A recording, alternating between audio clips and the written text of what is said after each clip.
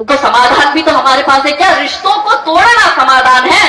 क्या अपनी सास को वृद्धाश्रम भेज देना समाधान है?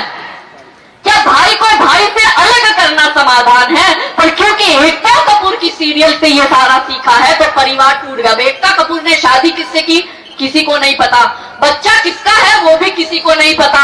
पर हमारी बहन बेटियों को ये सिखाती है कि बच्चा पैदा करने के लिए शादी करने की जरूरत नहीं है। तब हमारी बेटियां हमसे सवाल करती है कि बच्चा पैदा करने के लिए शादी करने की क्या जरूरत है? तो फिर हम में और जानवरों में फर्क ही क्या रहा यदि हमें व्यवस्था में नहीं रहना है?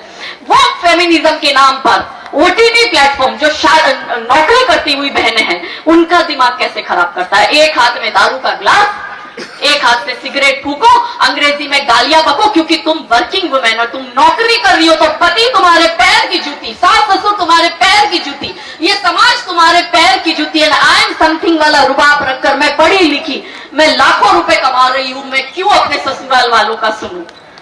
तो मुझे एक बात का जवाब दीजिए। रानी लक्ष्मीबाई के पास किसी चीज की कमी थी? रानी थी, रजवाड़ा था पूरा उसके पास में, अंग्रेजों की बात मान लेती, हर महीने जो पेंशन मिल रहा था उससे जीवन यापन करती। उसको क्या जरूरत थी अंग्रेजों से युद्ध करने की? रानी चिन्नम्मा को क्या जरूरत थी? 40 वर्षों तक पुर्तगालियों से युद्ध करा पर अपनी राजधानी में आने नहीं दिया। कोई कमी थी क्या उनके पास? नहीं थी।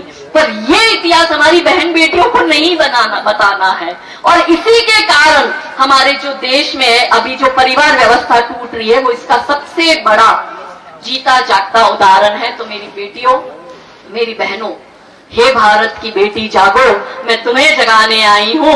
हे भारत की नारी जागो, मैं तुम्हें जगाने आई हूँ। और 100 धर्मों का धर्म एक बलिदान बताने आई हूँ। खप्पर वाली काली जागे, जागे दुर्गा बरबड़ा, रक्त बीज का रक्त छाटने वाली जागे चामुंडा, नरमुंडों की माला वाला, नरमुंडों की माला वाला, जागे कपाली कैलाशी, रंग की चंडी घर घर नाचे, मौत कहे प्यासी प्यासी, अरे झोली लेकर मांग रही हूँ, झोली लेकर मांग रही हूँ, कोई शीश का दान दे दो, भारत का भैरव भूखा है, कोई प्राण का दान दे दो और मैं घर घर इनकलाब की आग जलाने आई हूँ।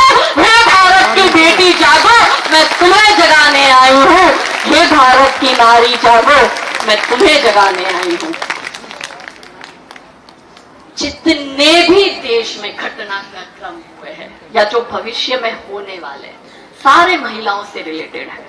अत्याचार महिलाओं पे होता है, बलात्कार महिलाओं के हो रहे हैं, जोर जबरदस्ती महिलाओं के हो रहे हैं, वीडियो फोटो वायरल गंदे महिलाओं के हो रहे हैं, षड्यंत्र पूर्वक हो रहा है। मेरी बहन बेटियों, महिलाओं को राजनीति में भी आरक्षण देना चाह रही है पर कितनी महिलाएं तैयार है? आज भी हमने ऐसी बहुत सी महिला नेता देखते हैं जो चुनाव जीतकर आ तो जाती है मगर कहीं ना कहीं परिवार का इन्फ्लुएंस रहता है। कहीं ना कहीं आप देखो कि उन महिलाओं के जो हस्बैंड है उनका इन्वॉल्वमेंट रहता है, वो खुद से डिसीजन नहीं ले पा रही है। हमने बहुत जगह ऐसा देखा है कि जो नगर पालिका के चुनाव होते हैं तो क्योंकि महिलाओं की सीट है इसलिए महिलाओं को टिकट दे दी जाती है, महिलाएं जीत भी जाती है मगर डिसीजन आज भी दरवाजे के पीछे से वही उनके घर के लोग कर रहे हैं। तो क्या सही मायनों में महिला सशक्त हुई है?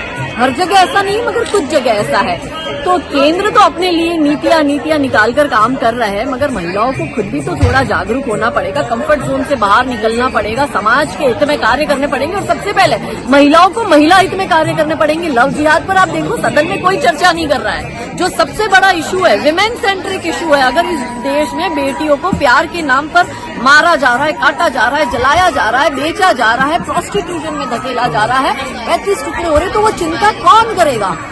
महिलाएं ही तो करेगी। तो महिला का सम्मान यदि महिला खुद नहीं करेगी, महिला की सुरक्षा का दायित्व यदि महिला समाज खुद नहीं लेगा तो हम किसी और से कैसे अपेक्षा रख सकते हैं?